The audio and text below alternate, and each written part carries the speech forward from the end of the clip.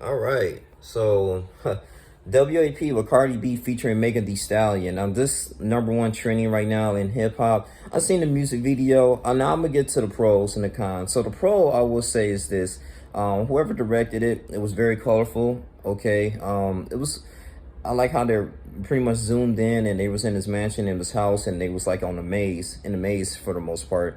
And they had some dancers in there. They was all in tune and on beat. The choreography was decent. What was really interesting enough, you having Cardi B and Megan Thee Stallion all around snakes. I'm like, is that real snakes? I was like, oh, shit, sometimes he'd be animated, but no, it was actually real, and I'm pretty sure it was like an all-day event for them filming this type of stuff. But then again, you view into the statue, and the statue show just like a promiscuous view of just the breast is out and the vagina is out and it's just squirting out with water and everything. I'm like, okay, so that's pretty much what they're promoting, trying to get into your subconscious mind. Now I'm thinking like, damn, okay, could be it's creative, but the bad part is I wanted Cardi to be a little bit more lyrical. Now WAP is supposed to be a song that's gonna be really nasty. She even know that. That's why she had Megan Thee Stallion to go off. How nasty can it be? And the fans was kind of a little bit confused of the title. I already know what it stands for, but they say it for YouTube purposes. But, she said it's supposed to be a nasty song, according to her interview. It's supposed to be a nasty song. It's supposed to be nothing, productive or anything. And it was hard for her to clean up the lyrics. And, as I look into this, people say it may be promoting prostitution. Could be. I mean, in a way, it's that, prostitution is like you could sell your body, in exchange for money or, pictures or anything to strangers just to have a living, just for money, basically, man. So it's to be compensated, you just going in and participating in sexual activities. And she's saying there's some hoes in this house. That was the chorus. There's some hoes in this house. And a lot of young women, and especially in this younger generation that's listening to this, maybe succumb to it. They be like, oh, okay, well, it's decent. It's all right to be, I won't say it's all right to be a hoe, but having sexual partners and being promiscuous out here, even though in the Bible it highly speaks against prostitution. But look at this. She's saying, well, this is the type of music that I produce, and that's all it is. And a lot of women can be influenced by this, and men as well, as far as like just treating women any kind of way, because every time woman they see, they may look good or have some big assets, they sit up here and judge them like, oh, okay, well, she a hoe. And so it is, I can say it is a negative mark that they may be leaving here with this song. But the song is all right. I mean, I just want nothing I'll bump in a car or anything. This is probably like a single to talk about for like a month or so, and then we continue to move on.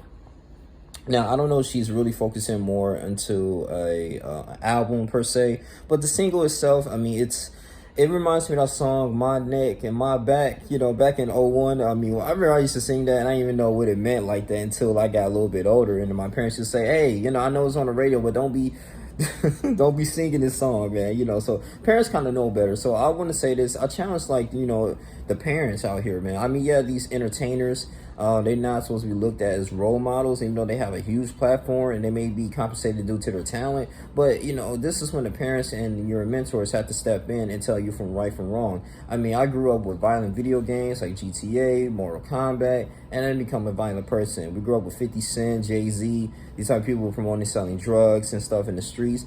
And look, if we didn't sell drugs, it's all about a choice. But don't get me wrong, if you have someone that you look up to that's in the media sector and the entertainment industry and they're doing these certain things, I mean, yeah, you can be more prone to like, okay, well, let me go ahead and just do what they do. But you have to have the ability, if you educate your children, the difference between reality and entertainment. That's all it is. But do I agree with Cardi B and Megan Thee Stallion was doing? Hell no. But like I said, I mean, it's that's just how they make their money, and sex sells. I mean, that's clearly what's the message here. Sex freaking sells, But overall, I'm gonna rate this song out. I give it a 4 out of 10. It was alright, you know what I'm saying? I really say I liked I mean, it wasn't really any lyrical. I mean, how many times, you can really talk about different sex positions, and this this coochie game is so wet, pull out game so weak, and spit on me, just basically talking about a lot of sexual fantasies. in here. But I mean, some women like it. Like I said, if you're a fan of Cardi B, cool, you know, do you. But I mean, the song is alright. It's just a little interesting here, man, you know. So I won't be really surprised right now going on from 2020 and beyond as far as like rap and hip-hop right now. I want to say the best female artist to me personally is Rhapsody, because she talks about things in substance. Shit, Cash Dog. You can let Doja Cat. She's a pop artist. She has some good songs like Say So. I actually like that. Nicki Minaj back in the day, her old songs. But before I close here, Cardi B wanted to be a J. Cole and a Kendrick Lamar, but she noticed that that's not her niche. And she started doing certain things like that. People might not really agree with her, and then maybe people think she's a hypocrite. I can see what she's saying, and maybe too is that, you know, she's signed into a contract, and this is the type of music that she has to produce, man. So to pretty much get eyes on. So they even got like, I think almost 20 million views. No, probably more than that, like 40, 50 million views from that video. But I can see Cardi B be very lyrical. She has a lot of potential. Megan Thee Stallion is a good rapper. She can go off, but I really want to focus more on Cardi B because she's smart in a way that she does talk about political things. She talks about this coronavirus. She even met with Joe Biden. Bernie Sanders, you know, presidential candidate, talked about him a lot about the state of New York and how we can clean up the streets in New York, government and challenging Governor Cuomo's leadership.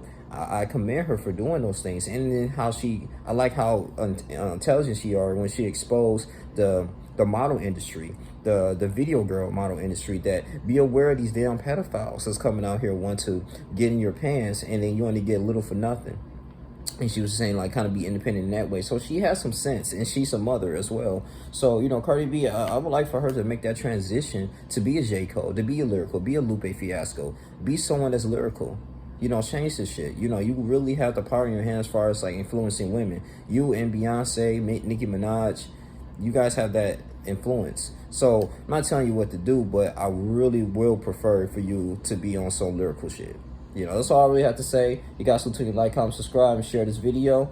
If you want me to do more of these videos, please donate to my Cash App at younglingJr.com. Not younglingJr.com, but younglingJr. Email me at writing9312@gmail.com for interviews. But that's all I really have to say. So Cardi B, just be a little bit more lyrical. And yeah, just transition. That's all I really have to say. This can change this shit. I'm out. Deuces.